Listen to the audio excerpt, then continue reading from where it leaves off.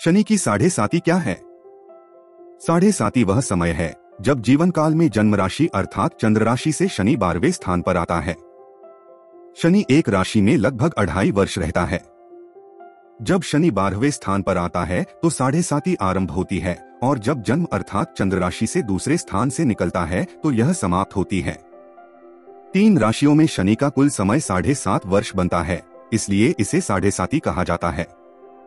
शनि समस्त 12 राशियों के चक्र को 30 वर्ष की अवधि में पूर्ण करता है।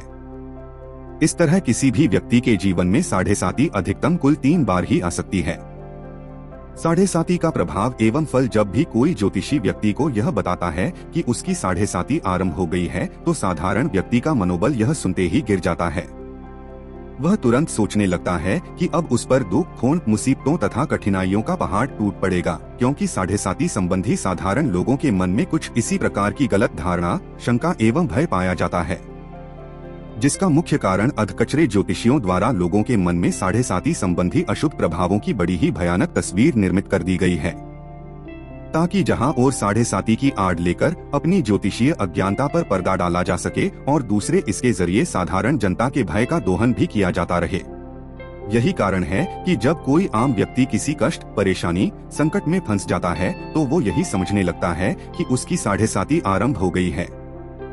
अब चाहे वो हुई हो या नहीं, चाहे उसके पीछे उसका अपना ही कोई कार्मिक दोष अथवा जन्म कुंडली में प्रतिकूल ग्रहदशाही कारण क्यों न हो, लेकिन उसके मन में यही विचार आता है कि जरूर उसे शनि की साढ़े साती लग गई है। यह साढ़े साती के नाम पर फैलाए गए भ्रम और भय का ही परिणाम है। पंडितों द्वारा साढ़े साती का हौवा दिखलाकर तरह तरह के दान पुण्य एवं उपाय बतला अथवा करवा दिए जाते हैं, जिसके कि बेचारा एक आम व्यक्ति और भी अधिक चक्रव्यूह में फंस जाता है। यद्यपि साढ़े साती के कुछ समय में कुछ एक जातकों पर कुप्रभाव होते हैं, जैसे किसी भीषण शारीरिक व्याधि का होना, माता पिता अथवा जीवन साथी से मतभेद, रोजगार में नुकसान, उन्नति में बाधा अथवा अन्य किसी प्रकार की चिंता, हानि, परेशानी आदि। परंतु जितना इसका दुष्प्रभाव होता नहीं, उससे कहीं अधिक लोगों के मन में इसका भय पैदा कर दिया गया है।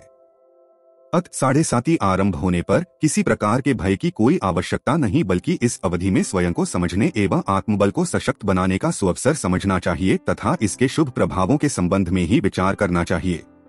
यह सदैव स्मरण रखने की आवश्यकता है कि जन्म कुंडली में जब कोई ग्रह बुरे स्थान पर आता है तो कोई न कोई शुभ ग्रह भी बचाव हेतु शुभ स्थान पर विराजमान होता है। तभी तो कहा गया है कि मारने वाले से बचाने वाला सदैव बलवान होता है। इन तथ्यों को ध्यान में रखते हुए ही शनि की साढ़े साती के शुभ अशुभ प्रभाव बारे विचार करना चाहिए। तो बने रहिए हमारे साथ, मिलते हैं अगले वीडियो में।